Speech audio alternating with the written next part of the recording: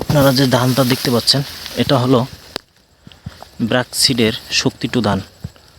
এখন আমরা যে ভাই এই ধানটা লাগাইছেন তার কাছ থেকে শুনবো ধানটা কেমন হয়েছে। আসসালামু আলাইকুম ভাই, কেমন আছেন? ভালো আছি ভাই। আপনার নামটা একটু বলেন।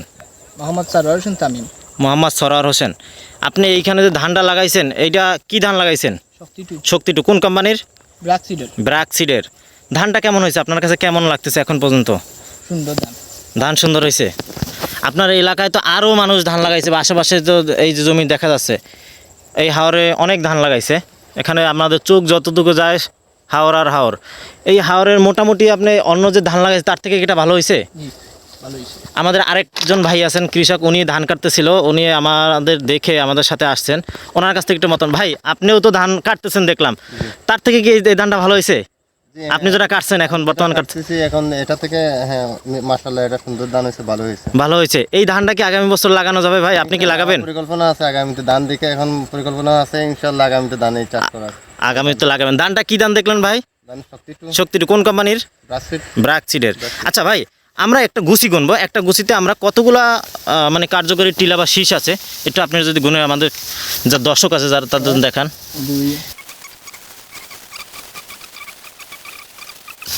31টা পাইলাম।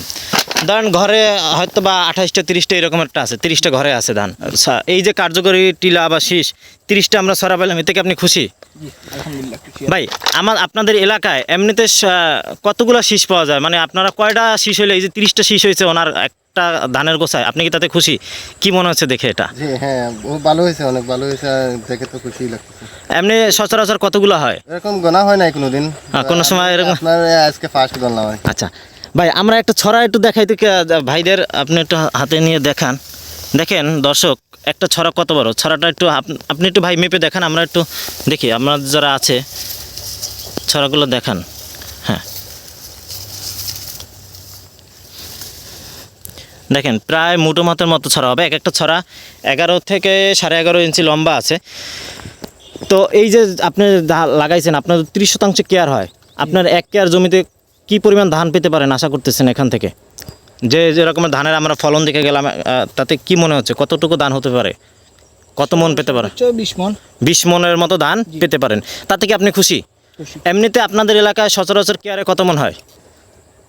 সর্বোচ্চ হইলে 15 মন। তো এই যে আপনার মনে করেন যে আরও 5 মন বেশি হবে, তাতে তো খুশি। আচ্ছা ধন্যবাদ যে যেখান থেকে দেখছেন। বাংলাদেশের সকল প্রান্ত থেকে এই ভিডিওটা দেখবে, সকল কৃষক ভাইয়েরা উদ্যোক্তা আছে যারা, তারা দেখবেন। যদি ভালো লেগে থাকে ভিডিওটা আপনারা সরিয়ে, মানে সব কৃষকদের মাঝে আরও কৃষকরা দেখতে পারে তাদের ভিতরে সরিয়ে দেবেন। আজকের মতো এখানেই বিদায় নিচ্ছি। দেখা হবে অন্য কোনো কৃষক ভাইয়ের জমিতে। আসসালামু আলাইকুম।